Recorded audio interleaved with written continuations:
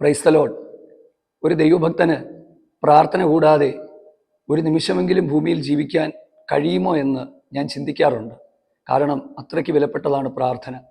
ദൈവത്തോട് സംസാരിക്കാനും ദൈവത്തോടു കൂടെ സമയം ചെലവഴിക്കാനും നമ്മോട് പറയുന്ന ആ ദൈവശബ്ദത്തെ തിരിച്ചറിയാനുമൊക്കെ പ്രാർത്ഥനയിലൂടെയാണ് നമുക്ക് കഴിയുന്നത്. അതുകൊണ്ട് തന്നെ വേദപുസ്തകത്തിൽ നിന്ന് പ്രാർത്ഥനകളെക്കുറിച്ചുള്ള വാക്യങ്ങൾ അല്ലെങ്കിൽ പ്രാർത്ഥനയുമായി ബന്ധപ്പെട്ട സന്ദേശങ്ങളൊക്കെ നമ്മുടെ ആത്മീക ജീവിതത്തിൽ നമുക്ക് നൽകിത്തരുന്ന ആവേശം ചെറുതൊന്നുമല്ല. ഇന്ന് നമ്മൾ ചിന്തിക്കുവാനായിട്ട് പോകുന്നത് പ്രഭാതയാമ പ്രാർത്ഥനയാണ്. പ്രഭാതയാമ പ്രാർത്ഥനയ്ക്ക് എന്തെങ്കിലും പ്രത്യേകതകളുണ്ടോ? കഴിഞ്ഞ ദിവസങ്ങളിലൊക്കെ പ്രാർത്ഥനയുമായി ബന്ധപ്പെട്ട സന്ദേശങ്ങൾ നമ്മൾ കേട്ടുകൊണ്ടിരിക്കുകയായിരുന്നു. അങ്ങനെയാണ് ദൈവവചന ധ്യാനത്തിൽ പ്രഭാതയാമ പ്രാർത്ഥന എന്ന് പറയുന്ന ഒരു പ്രാർത്ഥന എൻ്റെ ശ്രദ്ധയിലേക്ക് വന്നത്. വേദപുസ്തകത്തിൻ്റെ അകത്ത് തെളിവുണ്ടോ? വേദപുസ്തകത്തിൻ്റെ അകത്ത് പ്രാർത്ഥിച്ചവർ ആരൊക്കെയാണ്? അതിൻ്റെ മറുപടി അവർക്ക് എന്ത് കിട്ടി? വേദപുസ്തകം ഇതിനെക്കുറിച്ച് എന്ത് പറയുന്നു എന്നുള്ള കാര്യങ്ങൾ നാം ഇന്ന് ചിന്തിക്കുവാനായിട്ട് പോവുകയാണ്. 2 വാക്യങ്ങൾ നമ്മുടെ ശ്രദ്ധയിലേക്ക് കൊണ്ടുവരാം. ഒന്ന്, മത്തായി സുവിശേഷം 14-ാം അധ്യായത്തിൻ്റെ 25-ാമത്തെ വാക്യം. ആ വാക്യത്തിൽ ഇങ്ങനെയാണ്: 4-ാം യാമത്തിൽ അവൻ കടലിന്മീതെ നടന്നു വന്ന് ശിഷ്യന്മാരുടെ അരികിലേക്ക് എത്തുന്നു. രണ്ടാമത്തേത് പുറപ്പാട് പുസ്തകം 14-ാം അധ്യായത്തിൻ്റെ തന്നെ 24-ാമത്തെ വാക്യമാണ്. പ്രഭാതയാമത്തിൽ യഹോവ മേഘസ്തംഭത്തിൽ നിന്ന് മിസ്രയീമ്യരെ നോക്കി അവരുടെ രഥചക്രങ്ങളുടെ ഓട്ടം വിഷമമാക്കി കളഞ്ഞു. രണ്ട് സംഭവങ്ങൾ. ഈ 2 സംഭവങ്ങളും പ്രഭാതയാമത്തിൽ നടക്കുന്നതായിട്ടാണ് വേദപുസ്തകം രേഖപ്പെടുത്തിയിരിക്കുന്നത്. അങ്ങനെയെങ്കിൽ യാമങ്ങൾ എന്താണെന്ന് പഠിക്കേണ്ടി വരും. യാമങ്ങളിലെ പ്രാർത്ഥനകൾ എന്താണെന്ന് നമുക്ക് മനസ്സിലാക്കേണ്ടതായിട്ട് വരും.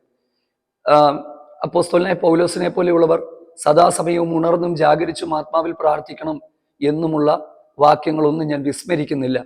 എന്നാൽ നമുക്കറിയാം, സദാസമയവും ഉണർന്നിരുന്ന് പ്രാർത്ഥിക്കണം എന്ന് പറയുമ്പോൾ നമുക്ക് നിത്യജീവിതത്തിൽ ചെയ്തു തീർക്കാനുള്ള കാര്യങ്ങളില്ലേ? അപ്പം എപ്പോഴും പ്രാർത്ഥിച്ചുകൊണ്ട് മാത്രം ഇരുന്നാൽ എങ്ങനെയാണ് മറ്റു കാര്യങ്ങൾ നടക്കുന്നത്? അതിൻ്റെ അർത്ഥം എപ്പോഴും കുത്തിയിരുന്ന് പ്രാർത്ഥിക്കുക എന്നൊരർത്ഥത്തിൽ മാത്രമല്ല അത് എഴുതിയിരിക്കുന്നത്. നമ്മൾ നടക്കുന്ന സമയങ്ങൾ, നമ്മുടെ നിത്യജീവിതത്തിൻ്റെ ഓരോ സമയവും, അതാണ് ഞാൻ മുഖവരിയിൽ പറഞ്ഞത്, ദൈവവുമായിട്ട് കണക്റ്റഡായി ദൈവത്തിൻ്റെ ആത്മാവിൽ നാം ദൈവത്തോട് ഉള്ള ആഴമായ ബന്ധത്തിൽ തുടർന്നു പോകുന്ന ഒരു അനുഭവമാണ്. എങ്കിൽ തന്നെയും നമ്മുടെ ജീവിതത്തിൻ്റെ വിജയത്തിന് ചില സമയങ്ങൾ ദൈവസന്നിധിയിൽ മറ്റുള്ള തിരക്കുകളിൽ നിന്നെല്ലാം മാറിയിരുന്ന് പ്രാർത്ഥിക്കണം. യാമങ്ങളെക്കുറിച്ച് പഠിക്കുമ്പോൾ രാത്രിയിൽ 4 യാമങ്ങളായിട്ടാണ് നമുക്ക് മനസ്സിലാക്കുവാനായിട്ട് കഴിയുന്നത്. ബേസിക്കലി യഹൂദനെ സംബന്ധിച്ചിടത്തോളം ഒരു രാത്രിയെ 3ആയിട്ടാണ് തിരിച്ചത്. പക്ഷേ റോമൻ ഭരണകൂടത്തിൻ്റെ സ്വാധീനത്തോടുകൂടി പിന്നീട് അത് 4 യാമങ്ങളായി മാറി എന്നുള്ള വേദപണ്ഡിതന്മാരുടെ അഭിപ്രായമുണ്ട്. എന്തായാലും രാത്രിയിൽ 4 യാമവും പകൽ 4 യാമങ്ങളുമുണ്ട്. ഈ യാമങ്ങളിലെ പ്രാർത്ഥനകളും ഈ യാമങ്ങളിലെ വചന ധ്യാനത്തിനും യഹൂദന്മാരടക്കമുള്ളവർ പ്രാധാന്യം നൽകി. ഒന്നാമത്തെ യാമം എന്ന് പറയുന്നത് സന്ധ്യായാമമാണ്. വൈകുന്നേരം 6 മുതൽ 9 വരെ. പിന്നീടുള്ളത് 9 മുതൽ 12 വരെ, 12 മുതൽ 3 വരെ, 3 മുതൽ പുലർച്ചെ 3 മുതൽ 6 വരെ നീളുന്ന പ്രഭാതയാമം. ഈ പ്രഭാതയാമത്തെക്കുറിച്ച് ഞാൻ പഠിച്ചപ്പോൾ പ്രഭാതയാമത്തിൽ ദൈവം മനുഷ്യരുടെ അരികിൽ ഇറങ്ങി വരികയും അസാധ്യമെന്ന് തോന്നുന്ന കാര്യങ്ങളിൽ ദൈവം ഇടപെടുകയും ചെയ്തിട്ടുണ്ട്. ദൈവത്തിന് ഇറങ്ങി വരാൻ എന്തെങ്കിലും സമയം ആവശ്യമാണോ? ഒരിക്കലുമല്ല. സ്ഥലകാല പരിമിതികൾക്ക് അതീതനായ നാം സേവിക്കുന്ന ദൈവത്തിന് ഒരു സമയം അല്ലെങ്കിൽ ഏതെങ്കിലും ഒരു കാലം, ഒരു ടൈം എന്തെങ്കിലും പ്രത്യേകതയുള്ളതായി എനിക്ക് തോന്നുന്നില്ല. പക്ഷേ വചനം പഠിച്ചപ്പോൾ എനിക്ക് മനസ്സിലായി, പ്രഭാതയാമത്തിൽ ദൈവം നേരിട്ട് നടത്തിയ ചില ദൈവിക ഇടപെടലുകളുണ്ട്. ദൈവം നേരിട്ട് നടത്തിയ ചില ദൈവിക ഇടപെടലുകളുണ്ട്.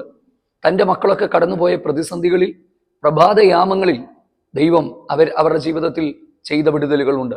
അതുമായിട്ട് ബന്ധപ്പെട്ട വാക്യങ്ങളാണ് നമ്മൾ വായിച്ചു കേട്ടത്. ആദ്യം വായിച്ച വാക്യത്തിലേക്ക് നമുക്ക് പോകാം. പുറപ്പാട് പുസ്തകം 14-ാം അധ്യായം 24-ാമത്തെ വാക്യം. സംഭവം നമുക്ക് നന്നായിട്ട് അറിയാമല്ലോ. ഇസ്രായേൽ മക്കൾ ചെങ്കടൽ കടക്കുന്ന സംഭവമാണത്. പിറകിൽ ഫറവോനും അവന്റെ സൈന്യവും രഥങ്ങളും തേരാളികളും എല്ലാം നിൽക്കുകയാണ്. കരുത്തുറ്റ അന്നത്തെ കാലത്തെ ഏറ്റവും ശക്തമായ സൈന്യമാണ് ഇസ്രായേലിനെ പിന്തുടരുന്നത്. ഏകദേശം 600-ലധികം പടയാളികൾ, കുതിരപ്പടയാളികൾ തന്നെ അവിടെ ഉണ്ടായിരുന്നുവെന്ന് നമുക്ക് വചനത്തിൽ നിന്ന് മനസ്സിലാക്കാനായിട്ട് കഴിയും. ഇസ്രായേൽ ജനമെന്ന് പറയുന്നത് യുദ്ധമൊന്നും പരിചയമില്ലാത്തവർ ചെങ്കടൽ കടൽ കാണാനായിട്ട് നിൽക്കുമ്പോൾ ദൈവാശ്രയമല്ലാതെ മറ്റൊന്നും അവരുടെ കൈമുതലായിട്ടില്ലായിരുന്നു. ദൈവത്തോട് ചോദിച്ചപ്പോൾ ദൈവം മോശയോട് പറഞ്ഞു, നീ നിന്റെ കൈ ചെങ്കടലിന് നേരെ നീട്ടുക, ഞാൻ നിനക്ക് വഴി തുറക്കും. നമ്മൾ മറന്നുപോകരുത്, നമ്മെ വിളിച്ചിറക്കിയ ദൈവത്തിന് അസാധ്യ കാര്യങ്ങളെ സാധ്യമാക്കുവാൻ കഴിയും. അങ്ങനെ എഴുതിയിരിക്കുന്നത് രാത്രി മുഴുവനും യഹോവ ഒരു കിഴക്കൻ കാറ്റടിപ്പിച്ചു എന്നാണ്. അങ്ങനെ ഉണങ്ങിയ നിലത്തിലൂടെ, ചള്ളയിലൂടെയും ചേറിലൂടെയും അല്ല അവർ യാത്ര ചെയ്തത്, ഉണങ്ങിയ നിലമാക്കി ദൈവം ആ ചെങ്കടലിനെ തീർത്തു എന്നാണ്. രാത്രി മുഴുവനും ഇരുളിനെ ദൈവം അവർക്ക് പ്രകാശമാക്കി കൊടുത്തു. രാത്രി മുഴുവനും ദൈവം കാറ്റടിപ്പിച്ചു. പിന്നീടാണ് നമ്മൾ വായിക്കുന്നത് 14-ാം അധ്യായത്തിലേക്ക് വരുമ്പോൾ അതിൻ്റെ 24-ാമത്തെ വാക്യം. ആ വാക്യം ഇങ്ങനെയാണ്: പ്രഭാതയാമത്തിൽ യഹോവ മിസ്രൈമ്യ രഥചക്രങ്ങളുടെ ഓട്ടം തെറ്റിച്ചു എന്നാണ് നമുക്ക് മനസ്സിലാക്കുന്നത്. അവിടെ ദൈവം ഇറങ്ങി വന്ന് പ്രവർത്തിച്ചത് പ്രഭാതയാമത്തിലാണ്. ഇതുപോലെ തന്നെ പഴയ നിയമത്തിൽ വ്യത്യസ്തമായ വേദഭാഗങ്ങളിൽ ദൈവം പ്രഭാതത്തിൽ ഇറങ്ങി വരുന്നു എന്ന് നമുക്ക് കാണുവാനായിട്ട് കഴിയുന്നുണ്ട്. അടുത്തത് പുറപ്പാട് പുസ്തകം 19-ാം അധ്യായത്തിൽ യഹോവ തനിക്ക് വേണ്ടി ഒരുക്കി കാത്ത് നോക്കിയിരുന്ന ജനത്തിന് വേണ്ടി 3-ാം ദിവസം സീനായ് പർവ്വതത്തിൽ ഇറങ്ങി വരുമ്പോൾ പ്രഭാതത്തിൽ യഹോവ ഇറങ്ങി വന്നു. ഇടിയും അതുപോലെ തന്നെ മിന്നലും തീയും എല്ലാമായി ദൈവം സീനായിൽ അക്ഷരാർത്ഥത്തിൽ തൻ്റെ ജനത്തിന് വേണ്ടി ഇറങ്ങി വന്നത് പ്രഭാതത്തിലായിരുന്നു. അതുകൊണ്ടാണ് ഞാൻ പറഞ്ഞത് പ്രഭാതത്തിന് ചില പ്രത്യേകതകളുണ്ട്. അതുപോലെ തന്നെ വേദപുസ്തകത്തിൽ നാം നോക്കുക, യോശുവയെ പോലെയുള്ളവർ അധികാലത്ത് ഉണർന്നെഴുന്നേറ്റ് ചെയ്ത കാര്യങ്ങൾ നമ്മൾ കാണുന്നുണ്ട്. ദാവീദ് ഇതിനെക്കുറിച്ച് എന്ത് പറയുന്നു? ഞാൻ ഏറ്റവും ഇഷ്ടപ്പെടുന്ന വ്യക്തികളിൽ ഒരാളാണ് ദാവീദ്. കാരണം സങ്കീർത്തനങ്ങൾ വായിക്കുമ്പോൾ ശരിക്കും ആ മനുഷ്യന്റെ മനസ്സിന്റെ അകത്തൂടെ കടന്നുപോയ ചിന്തകളാണ് വായിക്കുന്നത്. ഈ സങ്കീർത്തനമൊക്കെ പഴഞ്ചനല്ലേ, അതിലൂടെയൊക്കെ ഇനി എന്നാ കേൾക്കാനുണ്ട് എന്നൊക്കെ ചോദിക്കുന്ന ആളുകളുണ്ട്. പക്ഷേ ആത്മീകമായി ജീവിച്ച, ദൈവത്തോട് ബന്ധവും സ്നേഹവും കൂറും ആശ്രയവും ഒക്കെ പുലർത്തിയ ദൈവഭക്തന്മാരുടെ ഹൃദയത്തിന്റെ അകത്ത് അവർക്ക് ദൈവത്തോടുള്ള കാഴ്ചപ്പാടുകൾ നമുക്കൊക്കെ ആവേശം നൽകി തരുന്നതും അതുപോലെ ആയിത്തീരണമെന്ന് നമുക്ക് പ്രചോദനം നൽകി തരുന്നതുമാണ്. പോകട്ടെ, ദാവീദിന്റെ വാക്കുകൾ, 1-2 വാക്കുകൾ ഞാൻ നിങ്ങളുടെ ശ്രദ്ധയിലേക്ക് കൊണ്ടുവരാം. സങ്കീർത്തനം 5-ാം അധ്യായത്തിന്റെ 3-ാമത്തെ വാക്യം: യഹോവേ, രാവിലെ എൻ്റെ പ്രാർത്ഥന കേൾക്കണമേ, രാവിലെ ഞാൻ നിനക്ക് വേണ്ടി ഒരുക്കി കാത്തിരിക്കുന്നു. ദാവീദിന്റെ സങ്കീർത്തനങ്ങളൊക്കെ വായിച്ചു നോക്കിയാൽ രാവിലെ താൻ ദൈവത്തിന് വേണ്ടി ഒരുക്കി കാത്തിരുന്നു എന്ന് നമുക്ക് മനസ്സിലാക്കുവാനായിട്ട് കഴിയും. അതുകൊണ്ടാണ് ഞാൻ പറഞ്ഞത്, പ്രഭാത പ്രാർത്ഥനയ്ക്ക് എന്തെങ്കിലും പ്രത്യേകതയുണ്ടോ? ഉണ്ട്. അതെന്താണെന്ന് ഞാൻ പിന്നീട് എൻ്റെ വാചന ധ്യാനത്തിൽ, എൻ്റെ പ്രാർത്ഥനയിൽ ദൈവത്തിൻ്റെ ആത്മാവ് എനിക്ക് വെളിപ്പെടുത്തി തന്ന ചില കാര്യങ്ങൾ ഞാൻ നിങ്ങളോട് പറയാം. ദൈവത്തിന് സ്തോത്രം. അടുത്തത് 119-ാം സങ്കീർത്തനത്തിന്റെ 147-ാമത്തെ വാക്യം: ഉദയത്തിന് മുൻപ് ഞാൻ എഴുന്നേറ്റ് പ്രാർത്ഥിക്കുന്നു. ഉദയത്തിന് മുൻപ് ഞാൻ എഴുന്നേറ്റ് പ്രാർത്ഥിക്കുന്നു. അപ്പം അതും ശരിക്കും പറഞ്ഞാൽ പ്രഭാതയാമമാണ്. പുലർച്ചെ 3 മണി മുതൽ 5-6 മണി വരെ നീളുന്ന ആ 3 മണിക്കൂറുള്ള ആ ഒരു പ്രഭാതയാമത്തിന് വളരെ പ്രാധാന്യമുണ്ടെന്ന് നമുക്ക് മനസ്സിലാക്കുവാനായിട്ട് കഴിയും. വിലാപങ്ങളുടെ പുസ്തകം 2-ാം അധ്യായത്തിന്റെ 19-ാമത്തെ വാക്യത്തിൽ യാമം തോറും എഴുന്നേറ്റിരുന്ന് പ്രാർത്ഥിക്കേണ്ടുന്നതിന്റെ ആവശ്യകതയെക്കുറിച്ച് രേഖപ്പെടുത്തിയിട്ടുണ്ട്. അപ്പോൾ പഴയ നിയമത്തിൽ ദൈവഭക്തന്മാരെല്ലാം അധികാലത്ത് ഉണർന്നെഴുന്നേൽക്കുന്നവരായിരുന്നു. ഞാൻ അതിനെക്കുറിച്ച് ഒരു കാര്യം ഞാൻ കുറച്ച് കഴിയുമ്പം പറയാം, അന്നേരം നമുക്കത് മനസ്സിലാകും. യേശുവിന്റെ ശുശ്രൂഷ സമയത്ത് യേശു അധികാലത്ത് ഇരുട്ടുള്ളപ്പോൾ നിർജ്ജന പ്രദേശത്തേക്ക് വാങ്ങിപ്പോയി പിതാവിനോട് കൂടെ സമയം ചെലവഴിക്കുകയും അതേ പ്രാർത്ഥിക്കുകയും ചെയ്യുന്നതായിട്ടുള്ള വേദഭാഗങ്ങൾ പുതിയ നിയമത്തിൻ്റെ അകത്ത് രേഖപ്പെടുത്തിയിട്ടുണ്ട്. നമ്മൾ വായിച്ച വാക്യത്തിലേക്ക് വരുമ്പോൾ പ്രാരംഭത്തിൽ വായിച്ച മത്തായി സുവിശേഷം 14-ാം അധ്യായത്തിന്റെ 25-ാമത്തെ വാക്യം, ആ വാക്യത്തിൽ എന്താണ് എഴുതിയിരിക്കുന്നത്? 4-ാം യാമത്തിൽ യേശു കടലിന്മീതെ നടന്നു എന്ന് നമുക്ക് മനസ്സിലാക്കുവാനായിട്ട് കഴിയും. നമുക്കറിയാം, ഒരു അത്ഭുതം ചെയ്ത് അതേ ജനത്തെ പോഷിപ്പിച്ചതിന് ശേഷം സന്ധ്യയായപ്പോൾ ശിഷ്യന്മാരെ അക്കരയ്ക്ക് നിർബന്ധിച്ച് യേശു പറഞ്ഞയക്കുകയാണ്. ആ സന്ധ്യയാകുമ്പോഴാണ് അവർ പോകുന്നത്. എനിക്ക് തോന്നുന്നത് മീനിങ് സന്ധ്യായാമമാണ്, 6 മുതൽ 9 വരെയുള്ള സമയം. അപ്പം ആ സന്ധ്യായാമത്തിലാണ് അവരെ പറഞ്ഞയക്കുന്നത്. അപ്പൊ നിങ്ങൾ ചിന്തിച്ചോ, 9 മണി മുതൽ 3 മണി വരെ 10, 11, 12, 1, 2, 3 ഏകദേശം 6 മണിക്കൂറോളം ആയിരിക്കാം.